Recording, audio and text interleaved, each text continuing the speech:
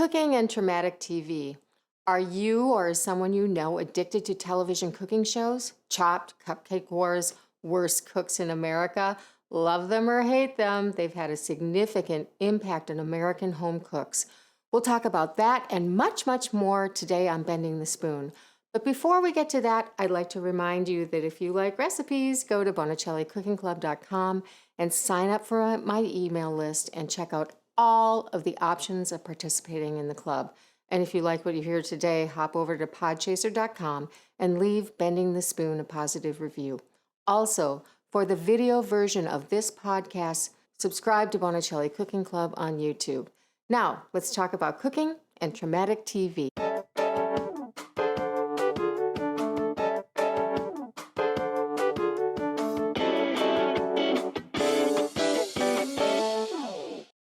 A few years ago, I attended a conference for female chefs. One of the main topics of the conference was the negative effects of reality cooking shows, which are anything but real, on Americans and their cooking. The revelation, or I should say the phenomenon, is that Americans watch a lot of food TV on a wide variety of channels and devices, but Americans are cooking less. That conference was a few years ago. Pandemic and all, it is still true. There was a time when all cooking shows were instructive. Mostly women tuned in to learn a specific technique or recipe or commune with a host whose job was to improve our lives. Some of those chefs and cooks were Julia Child, Martha Stewart, Lydia Bastianich, the Galloping Gourmet, the Frugal Gourmet, Jamie Oliver, Emeril Lagasse, to name just a few, all teaching cooking. And it worked. I can name many home cooks and food businesses, mine included, that were totally inspired by watching these shows. But there was a tremendous shift in television cooking shows due to the success of The Iron Chef in 1999. Now, that show led to that programming shift. Now, the majority of cooking shows are challenges and competitions these days, followed in popularity by travel shows featuring food in some fashion, and lastly, shows that actually teach cooking. And many of those shows are celebrities that are only there because they're celebrities, not because they have skills to teach.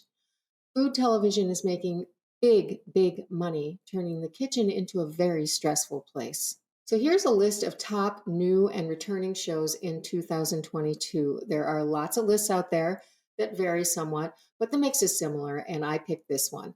The only two listed that were not competitions, one was Ina Garten hosting dinners in her home, probably some cooking, I assume, and the other was Chef's Table on Netflix, featuring pizza, basically beautifully filmed restaurant chefs making pizza.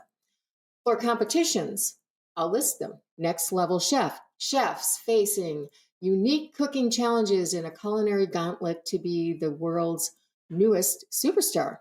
This is with Gordon Ramsay, so there will be some lecturing and probably some yelling. The Julia Child Challenge, 8 home cooks cook their way through some of Julia Child's most iconic recipes to win a trip to Paris to study at Le Cordon Bleu. Cool. Iron Chef, quest for an iron legend. Chefs go head-to-head against culinary icons in a battle for the chance to become the Iron Legend. Guy's Chance for a Lifetime. Guy Fieri gives competitors the chance to run their own Chicken Guy franchise. Wow. Spring Baking Championship, Easter. Some of America's best bakers get set to prove their skills in this springtime baking championship. Barbecue USA, Michael Simon, also a chef, travels to barbecue competitions across the country to showcase competitors and barbecue talent. Gordon Ramsay, Uncharted Showdown. Gordon Ramsay faces off against UK stars Paul Ainsworth and Matt Waldron. As you can see, Gordon has 2 reality cooking competitions now. Here's my favorite one because it's just so ridiculous. Easy Bake Battle. Queer Eye's resident food millennial, Anthony Porowski, hosts a culinary competition where bakers' main tool is essentially a box of plastic surrounding a light bulb, an easy bake oven. Dear Lord. So here's one that I just watched and was a little surprised by, The Big Brunch, created and hosted by Emmy winner Dan Levy. The Big Brunch celebrates inspiring, undiscovered culinary voices from every corner of the country. This 8 episode cooking competition series gives 10 talented chefs the opportunity to share their stories and business dreams while vying for a life altering $300,000 in cash. Somebody is going to be crying. So, all of these shows follow pretty much the same formula, but we'll talk more about that after our featured ingredient.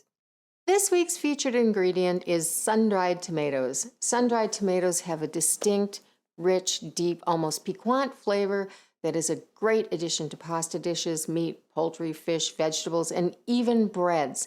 They make wonderful pesto and dressing, and I keep them on hand always. They're ready to go, delicious and unique. Sun-dried tomatoes are ripe tomatoes that lose most of their water content after spending a majority of their time drying in the sun. These tomatoes are usually pre-treated with sulfur dioxide or salt before being placed in the sun in order to improve their color and appearance. The practice of drying tomatoes in the sun was originally done on the roof tiles in Italy for the purpose of preserving the tomatoes for use during winter. The tomatoes take 5 to 10 days to become sun-dried tomatoes, depending on their size, the type of tomato, and of course, the sun. When they're done, they weigh about 10% of their original weight. Sun-dried tomatoes range in texture, color, and size depending on the type of tomato. Red plum tomatoes, like Roma tomatoes, are the most common tomato variety used. The top producer of sun-dried tomatoes is Turkey, producing 40% of the world's productions. Sun-dried tomatoes can be bought in a package as a paste or bottled in oil like these with herbs and are commonly available in jars in most supermarkets. I love them packed in oil. The tomatoes are soft and tender, and the oil is great too. Sun-dried tomatoes are very high in potassium, sodium, and manganese, and they have significant quantities of other vitamins and minerals. Sun-dried tomatoes are our featured ingredient. Losing in the kitchen. One of my biggest problems with cooking competitions is that someone loses. That often involves crying and degradation and humiliation. So the kitchen, a place where people commune, cook together, a place filled with love and family, is now about stress and drama.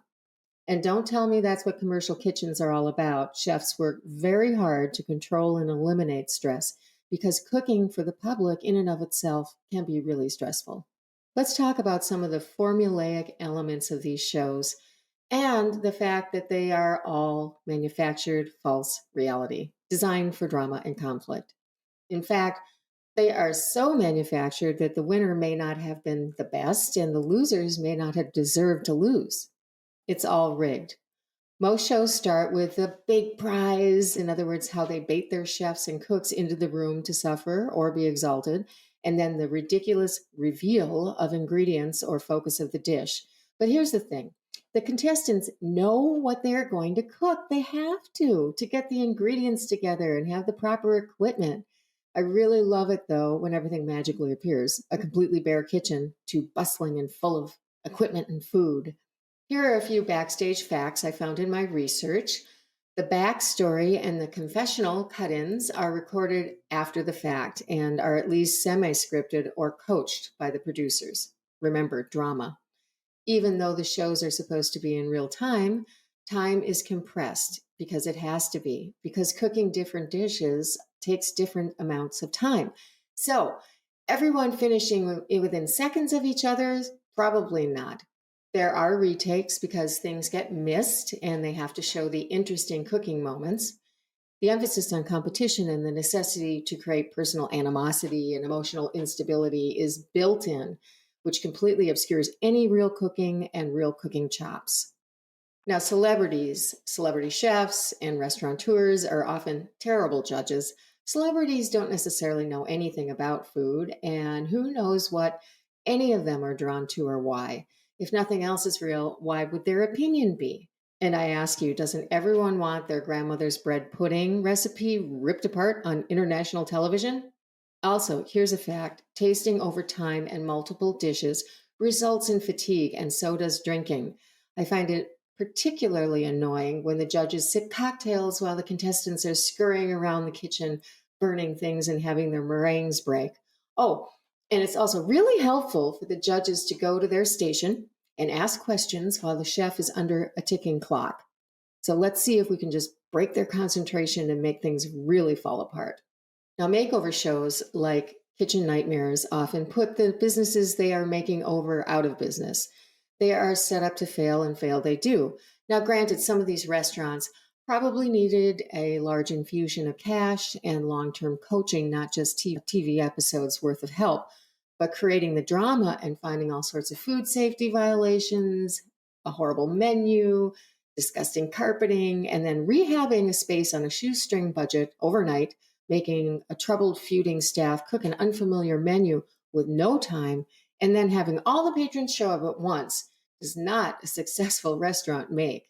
Now, we know the restaurant owners sign NDAs, which they do to get the restaurant makeover and celebrity exposure. And of course, they know what they're getting into. They're just looking for a lifeline. And the producers are looking for ratings. With that, it's time for our tip of the week. The tip of the week is to save your leftover sun-dried tomato oil. I keep it in the fridge until I'm ready to use it. Think of it, we buy and make flavored oils, and they are expensive. This one is already done, on hand, and paid for. You might as well use it.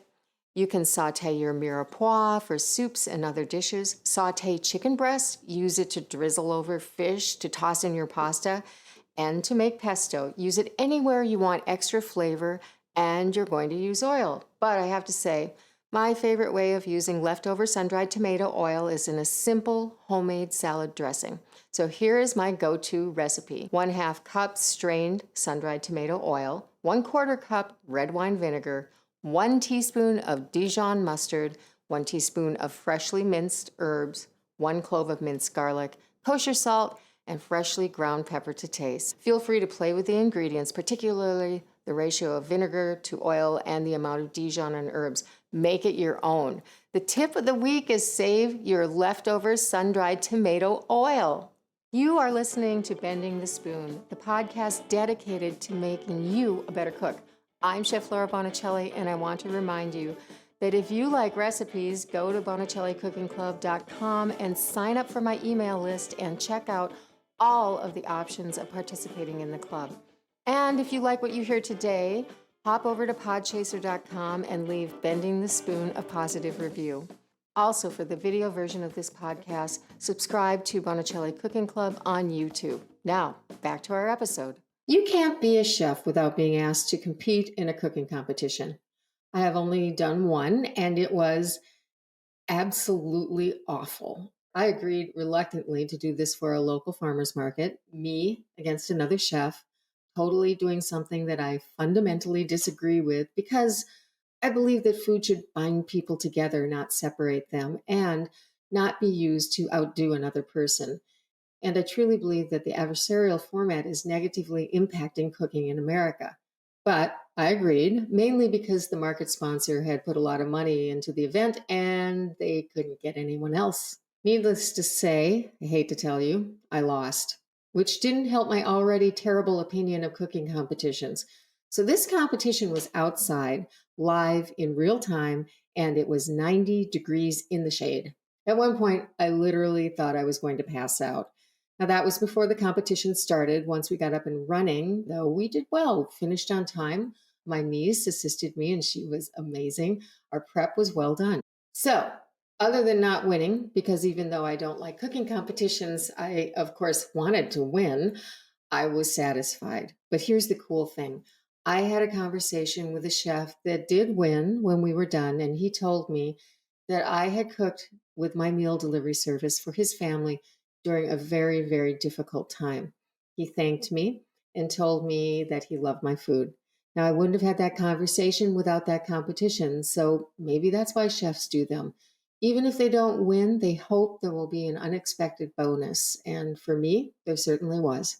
It's top tool time. My top tool for this Cooking and Tortured TV episode is the mezzaluna, which translates to half moon in Italian. The mezzaluna was invented in Italy in the early 1700s, and I find it to be a kitchen must-have. A mezzaluna is a knife consisting of one or more curved blades with a handle on each end, which is rocked back and forth to chop ingredients. They usually have a single blade, like this one, but sometimes seen with 2 or 3 blades. Mine came with a board Love this, which has an indentation, which allows me to contain whatever I'm chopping. I love that because it keeps my kitchen clean. I use it for our featured ingredient, sun-dried tomatoes, because I'll tell you, they're a mess to chop, and the divot in the board keeps them together. A mezzaluna is also wonderful for chopping herbs, mincing garlic and shallots, and nuts. My top tool is the mezzaluna. You can find out more and where to get them on my Benable site. There's a link in the show notes. Here's another angle on cooking competition shows. It's a fact that cooking schools have shut down all over the country. One of the reasons for that is pure economics. Why get a $70,000 education for a job that's going to pay $15 an hour? It just doesn't make any sense. Another reason could be the negativity associated with cooking. Too stressful.